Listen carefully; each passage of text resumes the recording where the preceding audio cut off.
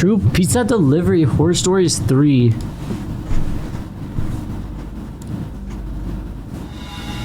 I was out doing a delivery one late night. It was probably the longest drive I had ever taken for a pizza delivery. From the pizza place I worked at, it was a 20-minute drive, which isn't too crazy out where I live. Plus, they ordered 4 large pies, so I figured it was a party and I would get a much bigger tip. Navigating the dirt roads at night was always annoying though. I pulled up to the given address. It was some old, sketchy-looking building, literally in the middle of a forest clearing. There were no cars parked anywhere, or any lights on. I put my car in park and called my boss. I asked him to reread the address at least 3 times to make sure I typed it in right, but that checked out. I could tell he was in a really bitchy mood, and he told me to at least knock on the door and check it out. He would normally get mad if we took back 1 pie.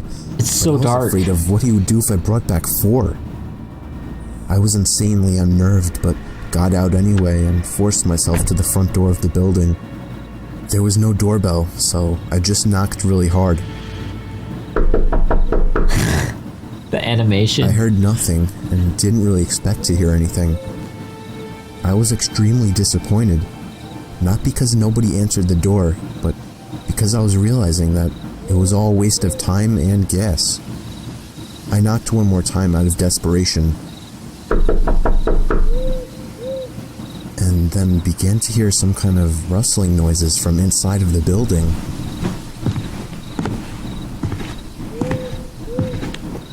I knocked again and yelled that I was the pizza guy. There was silence now.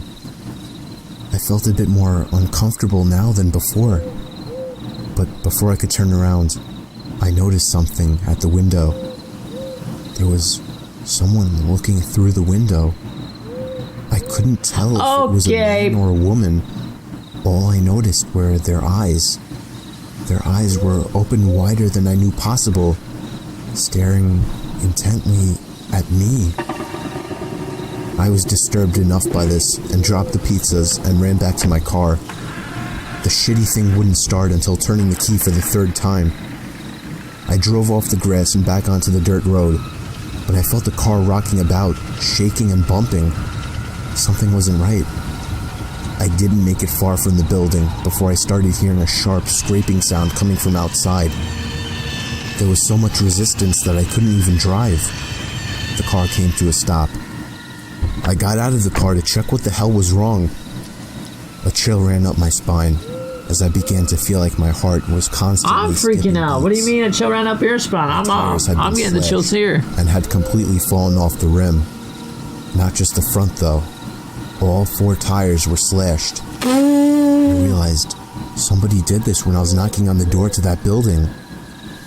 Instead of running, I got back in the car and locked the doors. I was so close to that building, I could practically see it from where I was, if it weren't for the trees blocking the view. I dialed 911 and explained everything to the operator. She told me the cops would be over as soon as possible and that I need to stay hidden. I asked her if it was advisable to stay in the car or run, and she told me it would be best to stay in the car with the door locked. She asked me to stay on the line with her until the cops arrived. My whole body was shaking. In all directions, there was nothing but dark, seemingly endless forest. I knew it would take forever for the cops to get there. I was not comfortable with sitting in that car so close to whoever did this. The next part, though, is what utterly destroyed me.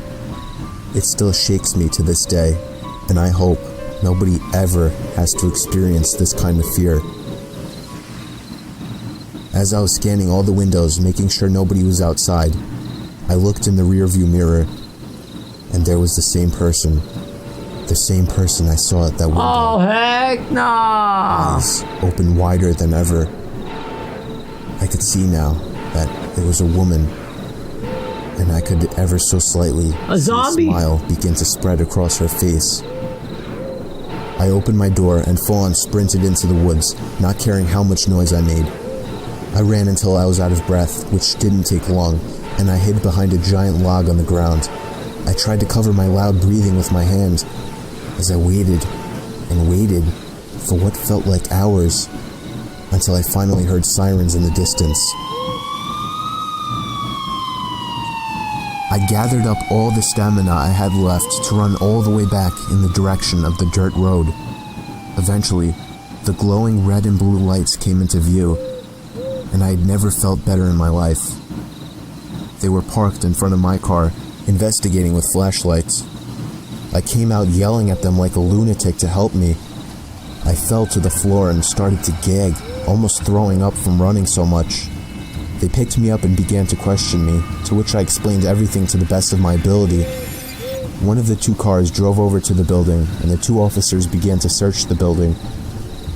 They came back with nothing except for a couple of spiky objects. These objects were exactly the same as the ones used to slash my tires. The cops guessed that it was some kind of sick, demented couple, being that I saw the woman, but unfortunately they were never found, and that still kills me to this day. I obviously quit my job right after that and started working at a local grocery store. I know that I'll never forget seeing that woman at the back of my car. El Pizza Job. Okay. Chat, you guys need to subscribe right now, or this Goo Goo Gaga is gonna explode. Subscribe.